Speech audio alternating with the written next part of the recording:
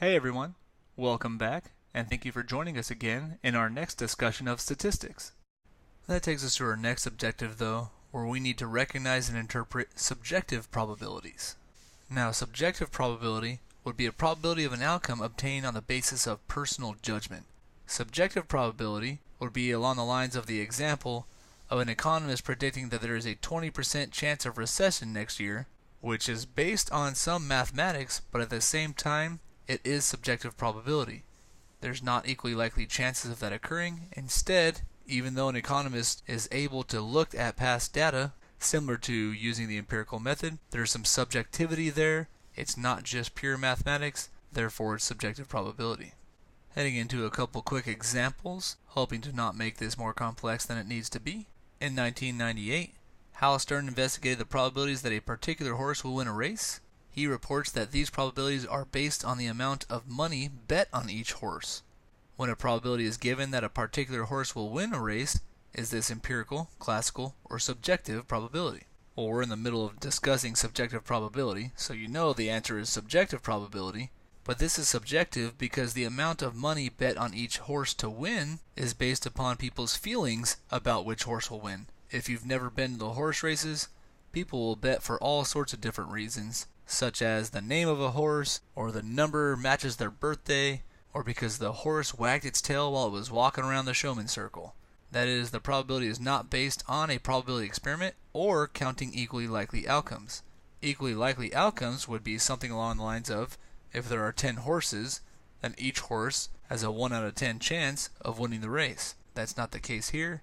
Instead, it's based on how people are betting, therefore we have subjective probability. Jumping over to our next example real quick though.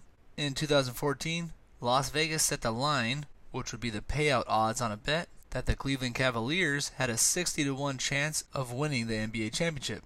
However, only 1 hour after LeBron James announced his decision to return to the Cavs, which if you're an NBA fan was a huge deal, Vegas changed the line to 4-1. Putting this in context of betting, this is a huge deal.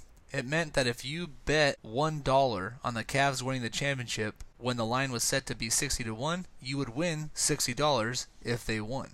After LeBron announced his decision to change though, if you made that same $1 bet, you'd only win $4, again based on the payout odds from Vegas. But if you made that bet when Vegas had the 60-1 odds, you still get to keep those odds even after LeBron decided to go to Cleveland. Is this reevaluation of Cleveland's odds to win the NBA championship empirical, classical, or subjective probability? Well, first, in 2014, Cleveland had won 0 NBA championships. So if we were using the empirical method, the probability for them to win a championship would be 0. We use past results to predict future results, and thus it would be 0. If we were using the classical method, we'd say, well, there are 30 teams in the NBA, therefore the Cavs have a 30-1 chance, or a 1 out of 30 chance to win the NBA championship.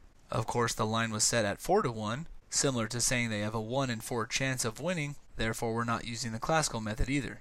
Instead, this is subjective probability, because while LeBron James' statistics play a role in judgment, his ability and value to the team varies according to each person's opinion.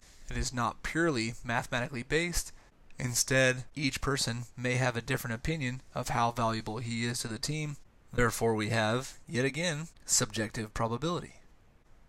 And that means we're all set with our introduction of the fundamental probability rules.